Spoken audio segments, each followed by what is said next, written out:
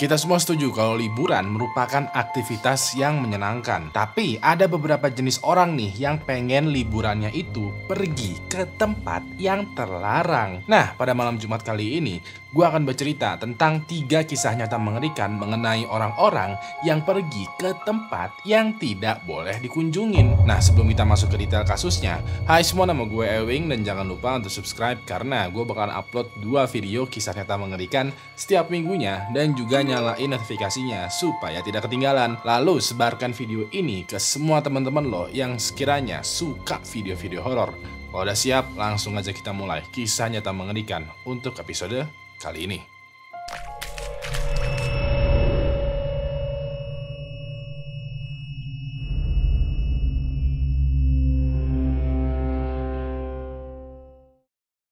Ketiga, pulau yang banyak bisanya.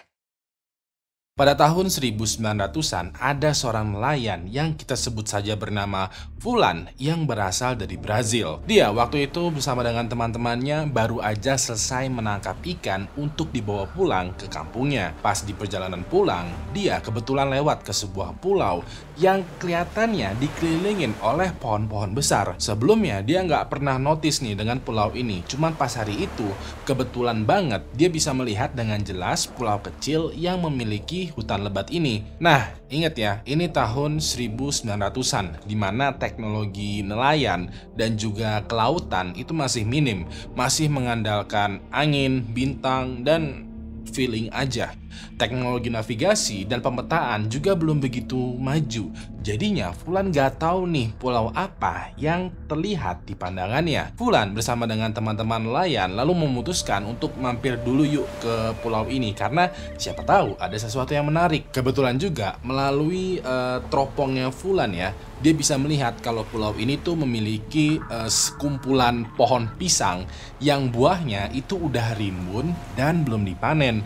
Lumayan nih kalau kita yang panen, kata Fulan ya. Ya udah deh, Fulan bersama dengan teman-temannya OTW tuh menuju ke satu pulau misterius ini. Begitu udah sampai di tepi pulau, Fulan dan teman-temannya ini menurunkan jangkar, berlabuh, turun dari perahu, lalu berjalan menuju ke sekumpulan pohon pisang. Waktu itu Fulan manjat nih ke pohon pisang dan memakai goloknya ya, dia tuh mulai memanen pisang yang subur banget. Nah, pas lagi berusaha membacok satu bonggol pisang itu ya, Fulan ngerasa kayak ada rasa sakit, kayak ketusuk gitu di bagian ketiak punggungnya ini. Fulan yang masih fokus dengan buah pisang ini kibas-kibas dan garuk-garuk aja tuh di bagian ketiaknya. Dia lanjut lagi tuh berusaha memotong buah pisang. Cuman pas lagi asik memotong, Fulan notice kalau di bagian sininya lagi itu kayak gatal-gatal dan juga berdarah. Di samping itu juga Fulan ngerasa mulai pusing, mual, dan mendadak gak enak badan. Karena makin lama makin gak enak, Fulan turun dari pohon pisang, naik lagi ke perahunya, dan memerintahkan teman-temannya untuk pergi dari pulau ini. 2 hari kemudian, ada lagi nih nelayan yang kebetulan notice dengan pulau yang kemarin dikunjungin Fulan. Nelayan ini sama juga seperti Fulan ya, dia notice dengan pulau misterius, terus ngelihat sekumpulan pohon pisang yang subur, dan berkeinginan untuk memanen pisang-pisang ini. Dia pun beserta dengan teman-temannya OTW juga ke pulau misterius ini. Bedanya adalah pas nelayan ini udah mulai mendekati pulau misterius, dia notice dengan perahu yang mengambang tanpa ada arah. Mereka deketin dong perahu ini dan begitu mereka lihat isinya, mereka semua terkejut karena mereka baru aja menemukan Fulan beserta dengan kru perahunya itu semua pada meninggal dunia. Pada saat ditemukan ya, kondisinya Fulan dan krunya itu penuh dengan luka-luka seperti tusukan kecil gitu, kayak luka jarum suntik. Yang membuat nelayan ini pada ngeri adalah ekspresinya Fulan itu benar-benar mengerikan banget. Temen-temennya juga kayak orang yang wah, ekspresinya itu kayak wah, aneh lah. Ekspresi dari jenazahnya si Fulan dan teman-temannya itu kayak tersiksa banget. Sampai-sampai wajah kesakitannya itu masih kelihatan. Walau-walau mereka semua itu udah pada meninggal. Kayak kondisi orang yang meninggalnya itu nggak tenang. Kayak orang yang ditakut-takutin sampai-sampai dia tuh meninggal dunia. Pas nelayan ini periksa lebih detail lagi ya, ternyata di sekitaran lukanya Fulan juga terdapat sedikit bercak darah. Di sini firasat nelayan ini mulai nggak enak nih karena aneh aja. Ini Fulan dan teman-temannya meninggal kayak orang tersiksa, tapi minim banget luka di sekitaran tubuhnya. Lukanya itu cuma ada lubang kecil kayak luka jarum suntik dan sedikit bercak darah. Nelayan pun memutuskan untuk mundur lagi. Dia menganggap kalau jenazahnya Fulan dan lain-lainnya ini itu petanda buruk. Namanya juga tahun 1900-an ya. Nelayan kan beranggapan kalau Fulan dan teman-temannya ini mungkin mereka meninggal karena kutukan dari pulau misterius. 20 tahun kemudian, pemerintah Brazil waktu itu menugaskan satu orang untuk menjadi penjaga mercusuar di pulau yang misterius tadi. Kita sebut saja petugas kali ini dengan sebutan Fulano. Nah, pada saat briefing awal ya, pemerintah Brazil itu menegaskan kepada Fulano beberapa hal yang mesti banget kudu wajib diperhatikan. Pertama, apapun yang terjadi, Fulano harus selalu standby di mercusuar. Pemerintah Brazil waktu itu mengerahkan banyak orang, tenaga kerja, uang, bahkan juga pihak militer pada saat pembangunan mercusuar. Makanya bangunannya ini tuh berharga banget, penuh effort dan mesti selalu dijaga. Kedua, Fulano harus juga selalu standby, siaga, dan berhati-hati dengan cara mengunci lalu juga menutup semua jendela dan pintu mercusuar. Dengan menutup seluruh akses bangunan mercusuar, Fulano kemungkinan besar bakalan aman-aman aja di dalam mercusuar. Yang terakhir, yang ketiga adalah Fulano juga harus benar-benar waspada dengan penghuni asli dari pulau ini. Karena penghuni dari pulau ini itu tuh sadis, tidak kenal ampun, dan juga mematikan. Masalah makanan, minuman, dan supply untuk hidup itu bakalan dikirimkan oleh pemerintah Brazil setiap sebulan sekali. Jadi, Fulano jangan pernah sekalipun masuk ke dalam hutan untuk mencari makanan. Pokoknya stay aja di mercusuar. Nah, pada saat mendapati briefingan awal ini ya, Fulano kayak nggak mau karena firasatnya ini udah gak enak nih. Ini kok baru awal-awal aja dapat briefingnya, itu agak-agak mencurigakan ya. Tapi dikarenakan pemerintah Brazil menawarkan gaji yang cukup lumayan, Fulano akhirnya mau tuh dengan syarat dia diperbolehkan untuk mengajak istri dan anaknya untuk tinggal di mercusuar. Alasannya Fulano adalah supaya ada yang nemenin, supaya nggak bosan, dan supaya dekat dengan keluarga. Pemerintah Brazil menyetujui syarat dari Fulano dan mereka sekeluarga tuh ya dikirim tuh ke mercusuar dan mulai tinggal di sana. Selama beberapa hari ke depan, Fulano beserta dengan anak dan istrinya ini tinggal baik-baik aja tuh.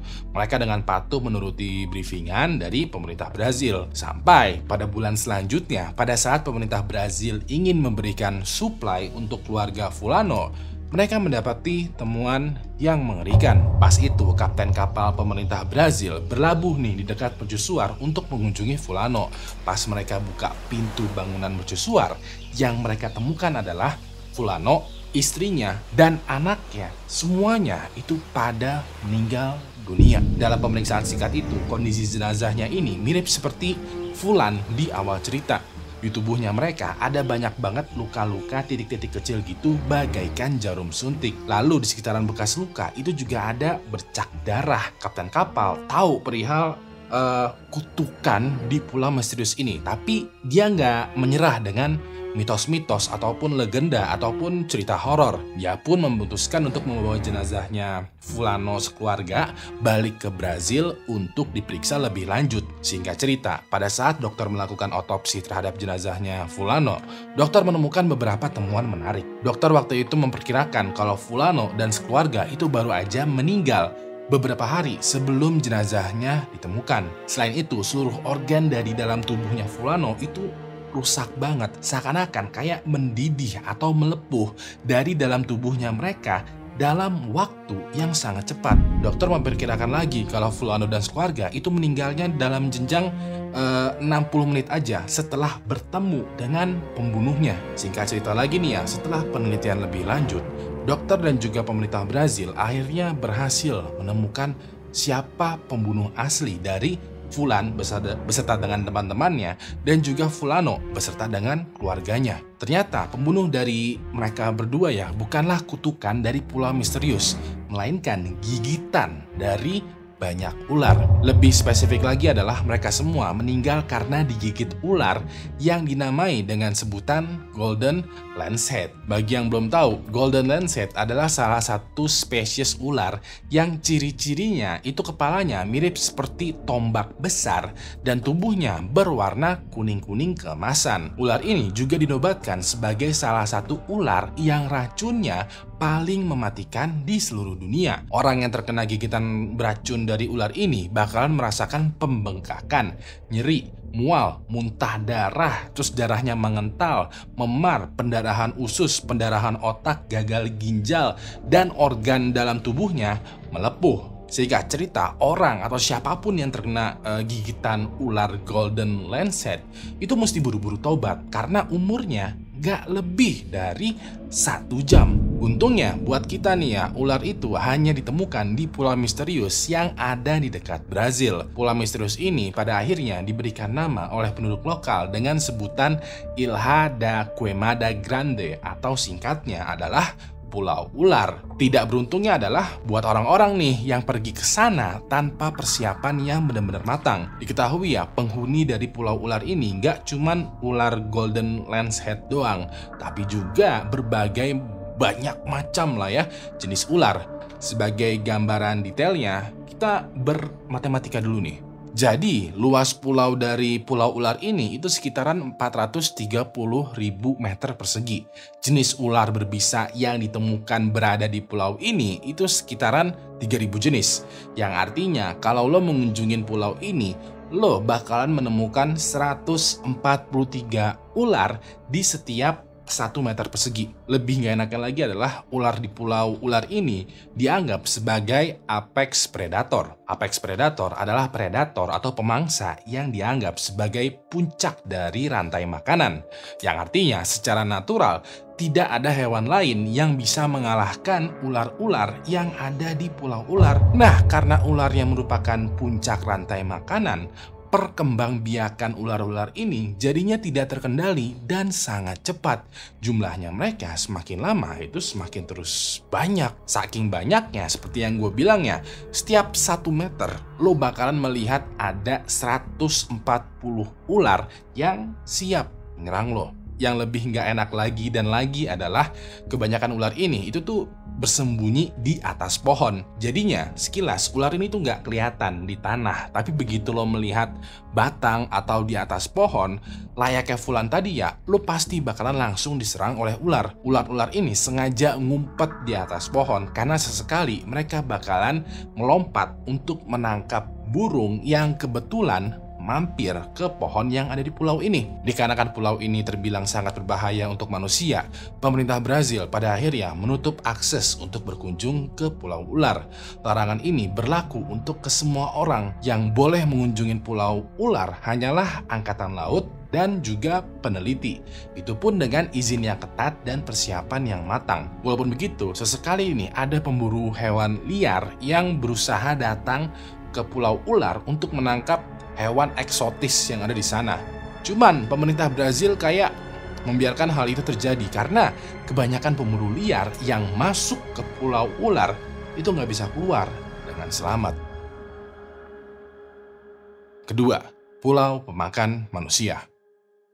Pada bulan Januari tahun 1945, kerajaan Inggris sedang memerintahkan pasukannya dan pasukan Korps India 15 untuk merebut sebuah pulau yang ada di sekitaran Myanmar. Pulau ini mereka rebut kembali karena kebetulan yang berkuasa di pulau tersebut adalah pasukan negara Jepang. Guys, seperti yang lo tahu ya, pada tahun 1945, dunia itu lagi panas-panasnya dengan yang namanya Perang Dunia Kedua. Nah, pada bulan Januari tahun tersebut ya, Jepang lagi gagah-gagahnya karena berhasil menaklukkan beberapa wilayah di Asia. Salah satunya adalah sebuah pulau yang bernama Pulau Ramri yang letaknya ada di barat laut negara Myanmar. Diketahui ya, Pulau Ramri memiliki luas sekitaran 1.350 km persegi dan memiliki semacam selat yang memisahkan pulau ini dengan daratan utama Myanmar. Kebetulan posisi dari pulau ini itu tuh kayak ada di lepas pantai yang strategis banget untuk posisi peperangan.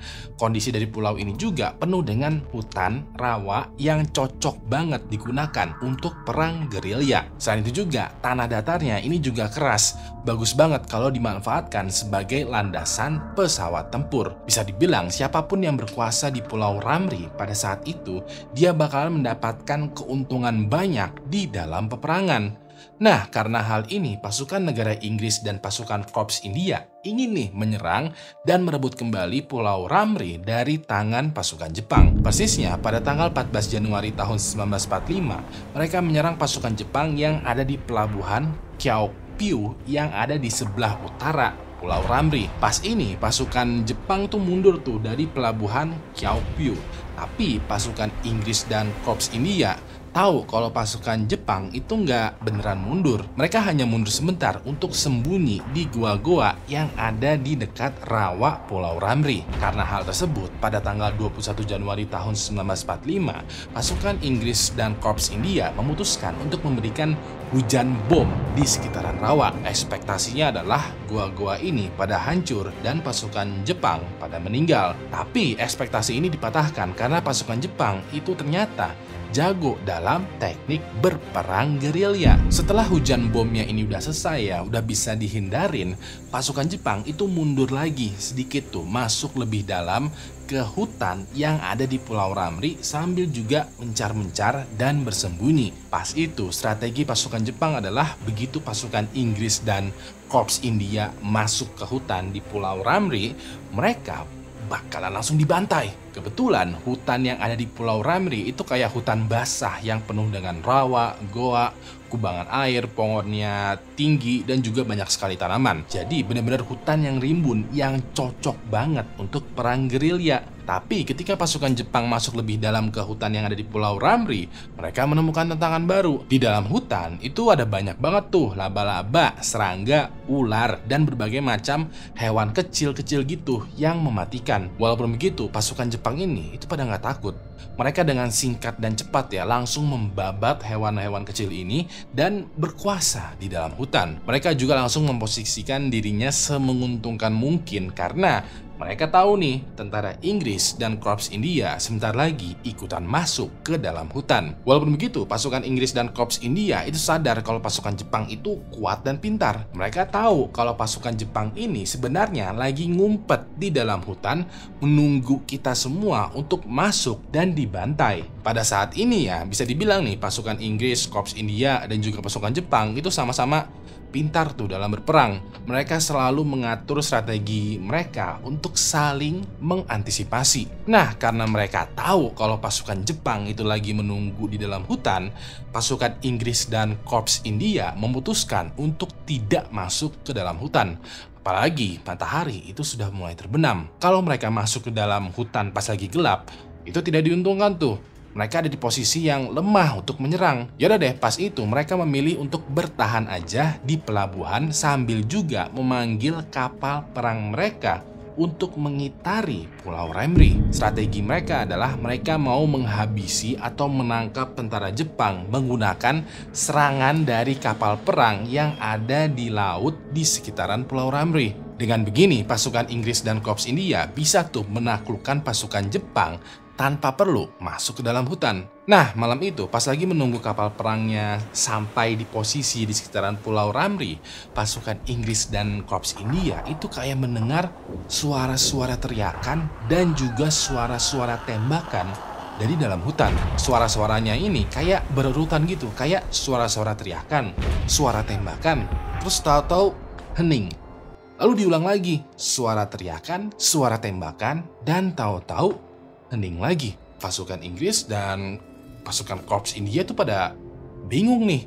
Mereka kayak bertanya-tanya, kayak Kenapa pasukan Jepang saling berteriak dan menembak di dalam hutan? Apakah ada pasukan kita yang masuk ke dalam hutan diam-diam pada saat malam hari? Atau apakah ada pasukan kita yang standby di sisi lain Pulau Ramri dan menyerang pasukan Jepang? Pasukan Inggris dan Korps India cek-cek lagi nih pasukannya mereka. Pas itu mereka tidak menemukan adanya pasukan yang masuk ke dalam hutan ataupun di sisi lain Pulau Ramri. Semua pasukannya itu pada patuh stay bertahan aja di pelabuhan. Kapal perang mereka juga belum sampai di posisinya, mereka masih pada OTW. Pas ini pasukan Inggris dan Korps India tuh kayak berpikiran, mungkin ini adalah strategi pasukan Jepang supaya kita kepo, penasaran, terus ikutan masuk ke dalam hutan. Dirasa ini adalah tipu daya muslihat marketing S3. Pasukan Inggris dan Korps India memutuskan untuk mengabaikan suara teriakan dan suara tembakan dari pasukan Jepang. Pasukan Inggris dan Korps India itu stay aja lah di pelabuhan. Mereka standby sampai besok, sampai matahari terbit dan juga kapal perang mereka sampai di sekitaran Pulau Ramri. Tapi pada besok harinya, ketika matahari terbit, ketika kapal perang udah standby, ketika semua pasukan udah siap nih ingin menyerang tentara Jepang, ya, pas mereka mau menyerang, tiba-tiba aja sekitaran 20 tentara Jepang itu keluar dari dalam hutan. Mereka berjalan pelan tuh menuju ke pelabuhan sambil juga melambaikan tangannya dan bertingkah laku seperti orang menyerah. Pasukan Inggris dan Korps India ini bingung dong, kok mereka malah menyerah sebelum berperang. Pasukan Inggris dan Korps India yang masih berhati-hati itu meneropong dong ke arah pasukan Jepang yang lagi menghampiri mereka nih. Pas itu pasukan Inggris dan Korps India melihat kalau kebanyakan dari tentara Jepang itu udah tidak bersenjata, badannya kotor, penuh darah, dan beberapa dari mereka tangan dan kakinya itu buntung. Begitu udah dekat dan saling bertemu, pasukan Inggris nanya kayak, ada apa? Kok kalian menyerah? Kenapa pula tangan kalian pada putus? Pas itu tentara Jepang bercerita bahwa tadi malam pada saat mereka bersembunyi di dalam hutan, mereka diserang oleh penguasa yang ada di Pulau Ramri. Jadi ekspektasi tentara Jepang adalah di Pulau Ramri itu cuman ada serangga doang ataupun ular-ular beracun lah. Mereka ya mudah lah ya, receh itu semua bisalah kita handle. Tapi yang berada di luar ekspektasi mereka adalah ada juga nih yang udah bersembunyi di tengah hutan dan rawa Pulau Ramri. Yang bersembunyi di hutan dan rawa ini adalah penghuni asli dan juga penguasa di Pulau Ramri, dan mereka itu adalah buaya air asin. Jadi pada saat tentara Jepang mundur masuk lebih dalam lagi ke hutan, mereka semua itu pada nggak tahu kalau mereka sebenarnya sedang masuk ke dalam sarang dari ribuan buaya air asin. Nah, pada saat malam tiba, buaya air asin ini itu sebenarnya baru bangun karena mereka adalah makhluk malam yang aktifnya pada malam hari. Pas mereka bangun, buaya air asin ini ngeliat banyak tentara Jepang tuh itu bagaikan rezeki nomplok. Kayak, wah, ada makanan nih di depan sarang kita. Ya udah deh, buaya air asin ini langsung menyerang tentara Jepang yang lagi bersembunyi. Sekedar info ya, buaya air asin dikenal sebagai salah satu hewan reptil yang paling agresif terhadap manusia. Tubuhnya mereka juga berbeda dengan jenis buaya lainnya karena mereka mempunyai tubuh yang lebih besar, gigi yang lebih kuat, dan juga kulit yang lebih tebal. Diketahui buaya air asin itu memiliki tubuh yang besarnya rata-rata mencapai 7 meter. Rahangnya juga kuat banget, sampai-sampai sekali gigit dan comot aja, kaki dan tangan manusia itu bisa langsung copot. Pada malam itu pasukan Jepang yang berekspektasi melawan pasukan Inggris ya, itu malah sekarang melawan pasukan buaya air asin. Yang bete-nya adalah dikarenakan kulit buaya air asin ini tuh tebal, mereka tidak begitu mempan ketika ditembak menggunakan senapan. Buaya air asin ini itu adalah hewan yang membutuhkan banyak peluru tembakan untuk bisa benar-benar mati. Ya udah deh, pada malam itu pasukan Jepang itu pada meninggal karena dimakan hidup-hidup oleh ribuan pasukan buaya air asin. Bisa dibilang suara teriakan dan tembakan yang didengar sama pasukan Inggris dan Korps India itu adalah suara dari pasukan Jepang yang diserang oleh pasukan buaya air asin. Beberapa pasukan Jepang yang selamat ya, ini memilih untuk menyerahkan dirinya kepada pasukan Inggris dan Korps India. Mereka lebih memilih untuk menyerah daripada berperang melawan buaya. Dari sekitaran ribuan orang pasukan Jepang yang bersembunyi di dalam hutan, hanya tersisa sekitaran 100 orang doang yang selamat. Itu pun selamatnya penuh dengan luka dan tangan kakinya itu pada putus. Peristiwa mengerikan ini pun akhirnya dikenal sebagai pembantaian oleh buaya di Pulau Ramri. Lalu pada tahun 1968, Guinness Book of World Record itu menobatkan dan juga menganugerahi peristiwa ini dengan sebuah penghargaan kematian manusia paling banyak akibat serangan buaya. Dapat penghargaan tuh. Diketahui ya, sekitaran 900 orang tewas akibat serangan pasukan buaya air asin pada malam tersebut. Sampai sekarang belum ada lagi nih orang yang ingin mengunjungi Pulau Ramri. Pemerintah Myanmar juga menutup akses untuk ke sana karena jumlah dari buaya yang ada di sana itu terlalu banyak untuk dikunjungi. Pertama, terdampar di pulau mematikan. Pada tahun 2011, ada pasangan muda-mudi yang sedang berlayar keliling dunia selama 3 tahun terakhir. Pasangan tersebut bernama Stefan Ramin dan juga Heike Dors. Mereka berdua waktu itu keliling dunia menggunakan kapal laut berjenis katamaran, semacam kapal yang memiliki layar besar dan juga memiliki 2 lambung. Nah, pada tanggal 30 Agustus tahun 2011, mereka berdua itu lagi berlayar nih di selatan Samudra Pasifik. Pada saat itu, kondisi mereka itu udah capek banget ya, karena selama 16 hari terakhir mereka semua belum menemukan daratan untuk berlabuh. Sampai akhirnya pada hari ke-17 mereka berdua akhirnya menemukan satu pulau yang menurut mereka itu benar-benar indah. Hari itu mereka tiba di sebuah pulau kecil yang bernama Fatu Hiva. Pulau ini merupakan salah satu pulau kecil dari banyaknya kepulauan yang ada di Polinesia. Bagi yang belum tahu, Polinesia adalah sebuah daerah kepulauan kecil yang ada di tengah lautan selatan Samudra Pasifik. Bisa dibilang kalau di Indonesia itu bentukannya kayak Kepulauan Seribu.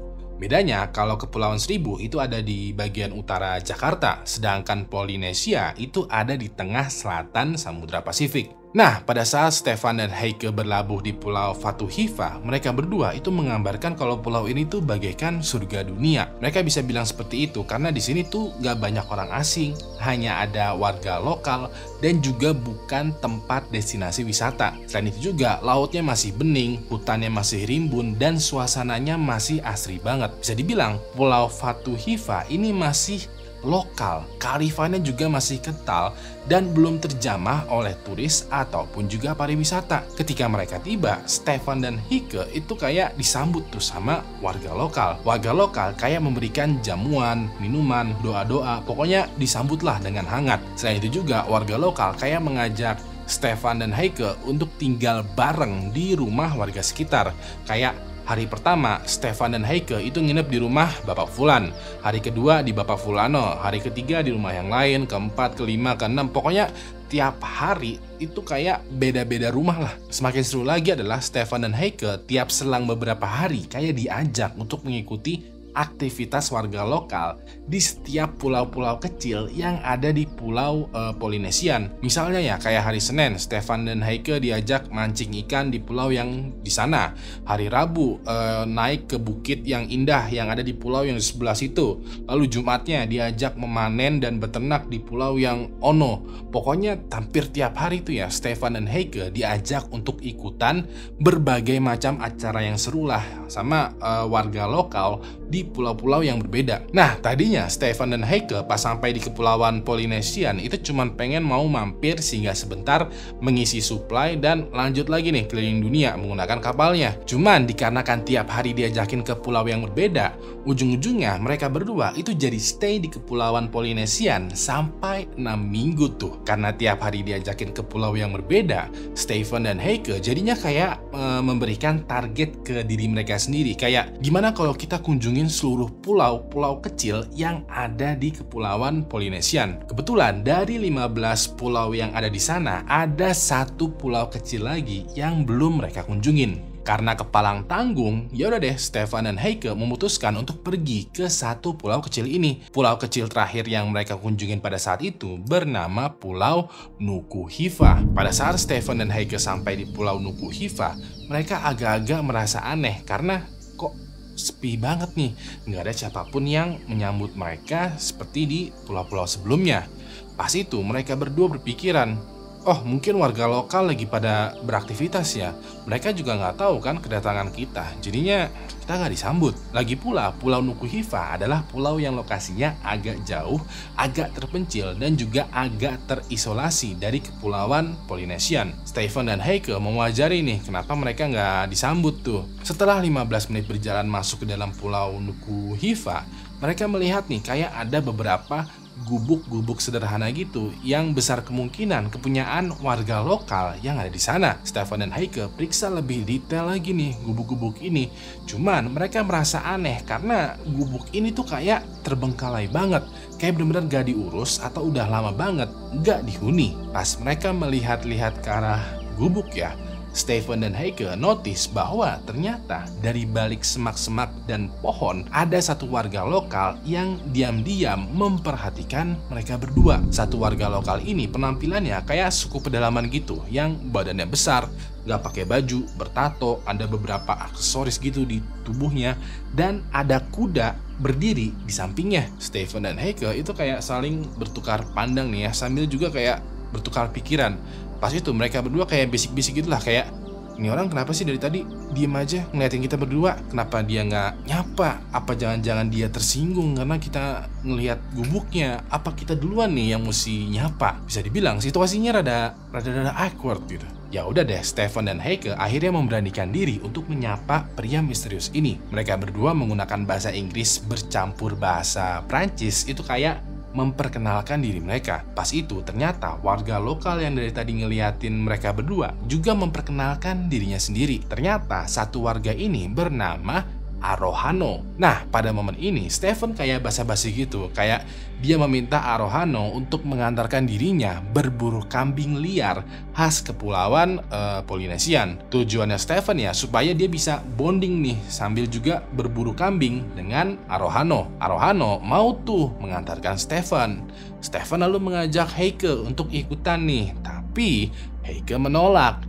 Dia waktu itu lebih memilih untuk bersantai aja di kapal. Ya udah deh, Stefan dan Heike berpisah tuh. Stefan waktu itu jalan masuk ke hutan bareng Arohano, sedangkan Heike balik lagi nih ke pantai tempat kapalnya berlabuh. Beberapa jam kemudian, Heike yang ada di dalam kapal itu mulai cemas nih karena kok Stefan belum pulang juga. Heike pada waktu itu turun dari kapal, pengen jalan lagi ke arah gubuk untuk mencari Stefan. Tapi pas baru aja turun dari kapal, dari kejauhan dia melihat ada kapal kecil gitu yang mendekat ke arah kapalnya Heike. Setelah diperhatikan lagi, ternyata kapal kecil ini itu ditumpangin oleh Arohano dan dia lagi melambaikan tangan kayak memanggil Heike. Heike menjawab dong sambil berteriak kayak, "Kemana Stefan? Kok kamu sendirian?" Lalu dengan bahasa Prancis, bahasa Inggris campuran gitu ya, dan juga bahasa isyarat, Arohano berteriak dan menjawab kalau Stefan itu terjatuh dari tebing, terus terjatuh ke air laut, ke pantai, terluka, terbawa ombak, dan mesti segera ditolong. Arohano juga kayak mengajak Heike untuk ikutan masuk ke kapalnya Arohano. Ya udah deh, dirasa ini adalah situasi emergensi ya. Heike tanpa pikir panjang langsung naik ke kapalnya Arohano. Pas itu mereka kayak berlayar ke sisi lain pulau sambil juga Heike tuh kayak berteriak memanggil Stefan. Begitu sampai di pesisir pantai yang lain, Arohano kayak melabuhkan kapalnya. Dia dan Heike itu turun kapal dan jalan masuk tuh menuju ke dalam hutan. Nah, pas Heike lagi jalan, dari belakang pundaknya itu kayak dia kayak ngerasa ada kayak yang nyentuh atau nyenggol. Menengok ke belakang dan ternyata di belakangnya Heike itu udah ada Arohano yang menodongkan senapannya ke arah Heike. Di momen itu juga Arohano langsung menarik pelatuk dari senapan ini. Beruntungnya adalah senapannya Arohano itu kayak nyangkut atau rusak. Jadinya nggak berfungsi tuh, nggak nembak. Heike kaget dong karena anjir, gue mau ditembak nih dari jarak sedekat ini. Heike secara refleks menghempaskan senapannya Arohano dan berusaha melawan. Cuman dikarenakan kalah body ya, Heike itu dihempaskan gitu sama Arohano ke tanah. Arohano dengan cepat langsung mengikat Heike menggunakan tali dan menyumpal mulutnya menggunakan kain. Arohano juga langsung mengikat kencang Heike ke pohon supaya Heike nggak bisa kabur. Begitu Heike udah diikat di pohon, Arohano langsung lari dan pergi menuju ke arah pantai. Pas Arohano udah agak menjauh, Heike berusaha tuh melepas ikatannya. Nah, di ikatan terakhir, Heike bisa melihat kalau Arohano itu lagi berlari kencang menuju ke arahnya.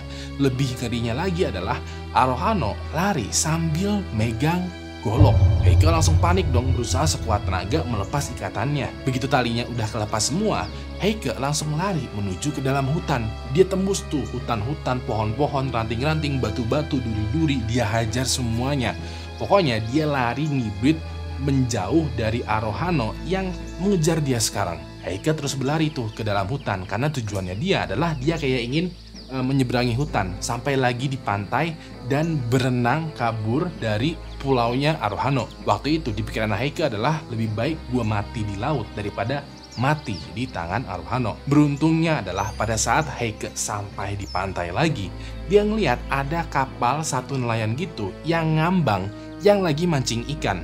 Heike langsung lompat ke laut, berenang secepat mungkin dan mengejar kapal nelayan ini. Begitu sampai di kapal nelayan, Heike menjelaskan situasinya dengan panik dan juga kehabisan nafas. Nelayan ini paham tuh dan mengantarkan Heike menuju ke kapal pribadinya. Pas Heike sampai di kapal pribadinya, dia menggunakan telepon satelit kayak menghubungi kepolisian Kepulauan Polinesian. Dalam teleponnya, dia menjelaskan kalau Stefan itu menghilang ketika mereka berdua mengunjungi pulau Nukuhiva. Heike juga secara spesifik menceritakan kalau pelaku yang membuat Stefan hilang besar kemungkinan adalah Arohano karena dia juga itu berusaha membunuh Heike. Kepolisian Polinesian menerima laporan Heike dan langsung meminta dia untuk balik lagi ke pulau utama yang ada di Kepulauan Polinesian. Di sana, Heike bakalan diamankan sekaligus juga dimintai keterangan lebih lanjut. Singkat cerita, begitu Heike udah tiba di kantor polisi ya, pihak kepolisian langsung melakukan investigasi di Pulau Nukuhiva, sekaligus juga mencari keberadaannya Stefan. Sayangnya, setelah 3 hari pencarian, polisi membawa berita buruk nih untuk Heike. Polisi bercerita bahwa pada saat tiba di Pulau Nukuhiva, mereka menemukan sisa api unggun gitu di tengah hutan. Api unggunnya ini ukurannya 3 kali lebih besar daripada api unggun yang biasanya.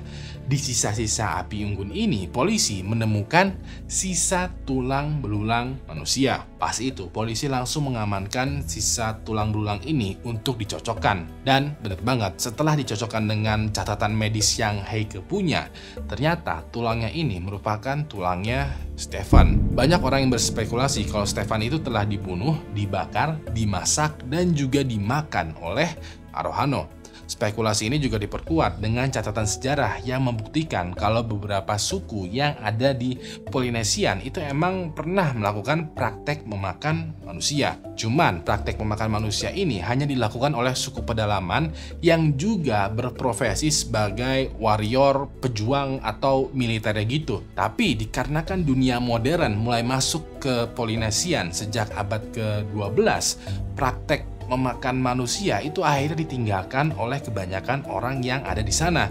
Nah, besar dugaan Arohano adalah salah satu keturunan dari suku pedalaman yang masih ada, yang bertahan di Polinesian, yang juga masih melakukan praktek makan manusia. Cuman ini masih dugaan ya, masih belum terbukti apakah Stefan tuh beneran dimakan atau enggak oleh Arohano. Karena sampai sekarang Arohano masih belum juga ditemukan keberadaannya.